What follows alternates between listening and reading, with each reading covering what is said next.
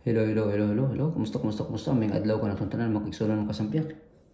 Here we go again, boy America Duterte loyalist. Magaingon nga, kung adunay naidog mo, tungod sa tumang kakapoy, kaluya, ang imong mga pulong may magadasig kanya sa pagtindog.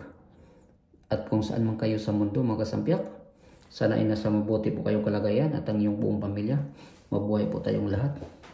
At muli kayo inanyayahan ko na magsampiak na lang nitong munti kong channel. And time check. It is now 3:06 in the morning, 10th of August, 2024. Saturday, dito sa Brooklyn, New York. So mga kasampiak, ano ba pwede natin pag-usapan ngayon? Ito, medyo mainit-init pa lang kasi sa sobrang init nito, medyo napasok po yung kiso at natilapon yung champagne at tumalsik yung pulburon.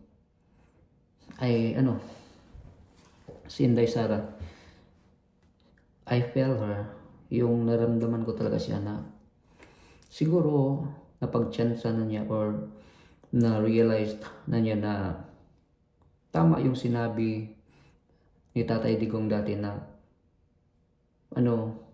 merong politiko dyan na tatakbo bilang pagka-presidente na adik.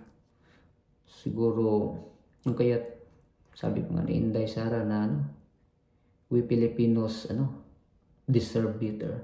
We Filipinos should be the best. Siguro dahil doon kasi makikita natin yung mga nangyayari ngayon, lalo na yung pagsusupil sa ating mga karapatan, mga kalayaan, magpapahayag, magtatanong, ganun. Pero wala. Kakasuhan kapag magtatanong ka or pwedeng bubahayin yung kaso mo. Mahirap na ngayon. Saka ang lahat daw ng ito, sabi ni Inday Sara, excited yung mga politiko dyan kasi lahat na ito pamumulitika lang kung kaya sabi ni Inday Sara magtrabaho tayo kasi hindi natin alam kung kahit kailan man lang yung suporta ng taong bayan, kung kahit kailan lang, pero sila mga Duterte for eternity, for forever silang susuporta sa taong bayan. Sila magtatrabaho lang. Kung kaya within 2 years na pananahimik ni Inday Sara, ngayon she broke her silence, di ba? At saka pa naman for respect naman, delikadisa, kasi alter ego siya ng presidente, parte siya ng gabinete noon. Pero ngayon kumalas na siya, kung kaya pwede na siya magsasalita ngayon, gagamitin daw niya yung platform niya. Sabi pa nga niya, leaders should only see one thing, that it is done. Kasi tingnan mo yung presidente natin, kung anong pinagsasabi, taliwas naman sa mga ginagawa niya. Para naman siyang lutang. Parang may nagdidikta na obvious naman, di ba? Dapat pag ikaw ang leader, ipapakita mo talaga na leader ka. Di ba? Sabi ni Inday Sara, leaders should not be motivated by cash, cocaine, or champagne. Ito, klarong-klaro na pinatamaan niya si Liza Marcos at si Bongbong Marcos. Di ba? Kasi si Liza, sino ba namang laging lasing pong titingnan? Bad shot na si Inday Sara nito. Diba? Tapos sino ba yung nagkukukin? Alam naman natin na inakusahan si Bongbong Marcos. Kung kaya't BBM, kung talagang negative ka sa Coca-Cola, dapat magpa-hair follicle test ka. Kasi ito, interest ng bayan nakasalalay dito. Kung kaya po pa bang pamunuan itong bansa natin. Kung kaya pag negative ka talaga, magpa-hair follicle ka. Ganun. Para tapos na itong lahat ng mga inakusa sa'yo. Pero silence means yes. Diba? Habang ka dyan, walang imig dyan, iisipin ng mga Pilipino na totoo.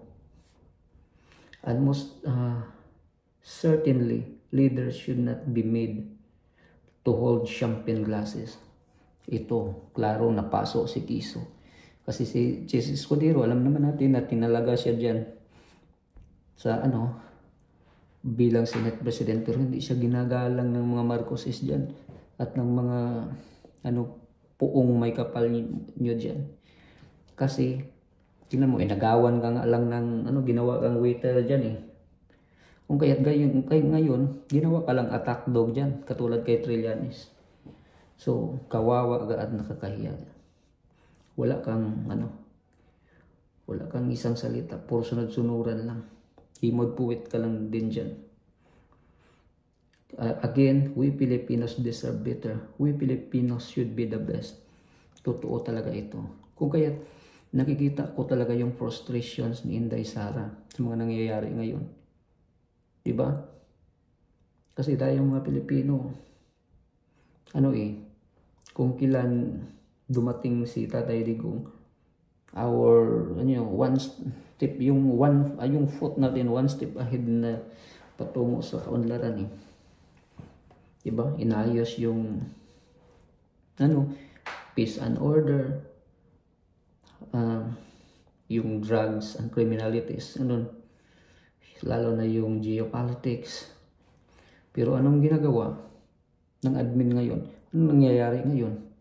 Sabi nila ni PBBM na patuloy lang daw yung unity. At saka, anong klaseng unity? Unitae? Unit rules? Ano ba?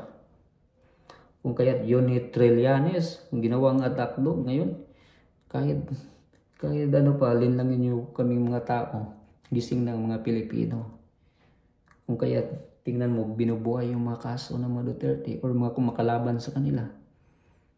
Diba? Makikita nyo naman ang tambalan talaga ni Trillanes at ni Tambaloslos. Sinabi na nga ni ni Bato de la Rosa. Sila talaga dyan eh. Itong si Trillanes kasi manalo matalo, panalo yan. Kasi puno yung bulsa niyan eh. Panahon ng eleksyon, ito mga trapo na mga politiko. Yan sila magtatrabaho. Pero imbis na ang trabaho, yun yung totoong trabaho, yung mga matitino. Kung kaya, itong mga demonyo ngayon, sila na yung namayagpag. Kasi yung mga iilan dyan, hindi na umiimik. Kasi natatakot. Ito ding mga walang hiyang pulis, kung kilan tinaasan sila ng sahod ni Tatay Digong. Ngayon, ito sila mga opportunista. Kung asan yung pira, nandun lang sila. Diba? Nakakahiya. At ito namang mga Marcoses na walang utang na loob, kung kilan walang tumatayo para ipalibing yung tatay nila. Si Tatay Digong lang talaga yung nagmamalasakit. Wala. Siya yung naglakas pero wala. Tarantado. Kaya mga kasampiak, titingnan natin yung mga kung sino talaga yung totoong may malasakit para sa atin.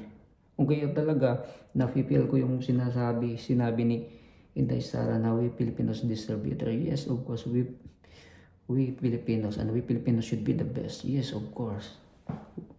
Pero, paano? Hanggat sinusupil yung ating mga kalayaan, nandyan yung mga demonyo, wala. Kasi tayo din, hindi tayo nagsasalita. Hindi tayo tumatayo sa sarili nating paa para labanan ng mga ito. Kung kaya para sa kanila, okay lang ang lahat. Gusto nilang i-normalize itong mga kamalian ng mga ginagawa nila. Kung kaya, mga kasampiak, patuloy tayong lumalaban when it comes to national interest. Tayong lahat dapat dito ay tatayo. Tingnan mo itong mga nakakatawa. Sabi pa nga ni Inday Sara, ito si Hontiveros, ito yung female version ni Trillanes. Totoo. Totoo talaga. Wala nang ginawang tama, kundi gusto lang pabagsakin ang mga Duterte. Bakit? Kasi itong mga Duterte, ngayon happy na silang lahat kasi bumalik na yung sabing nila ni Marcos na mas safest daw ngayon. Mas safe daw. Sinong safe? Safe ang mga mandurobo ngayon. Safe ang mga oligarch. Safe ang mga magnanakaw. Safe ang mga dorogista. Kasi na sila ngayon? Nagbo-voltis 5 na sila ngayon. Nag-bolt in na sila. Mighty Morphin power of Polvoron na sila ngayon. Kung kaya't mga kasampiak, lagi tayong magdarasal at magmamatyag at labanan natin ang makatiwalaan ng ating gobyerno. Dahil, as I said before, we will just live once in this world. Hindi natin nahayaan na yung next generation ay mapapahamak. Itong buhay natin, kaisa lang tayo. Huwag nating hahayaan na darating yung araw, iilan lang yung nasa itaas at madali lang tayong sakupin ng ibang bansa dahil mahihina ang ating bayan, mahihina ang ating itong bansa natin. Kasi pag mahihina tayo, mahihina ang mga tao, mahihina ang ating bayan, ating bansa, madali lang sakupin. Babalik tayo sa nakaraan. Wala mga kasampiak. Kaya maraming salamat po at mabuhay po tayong lahat. God bless.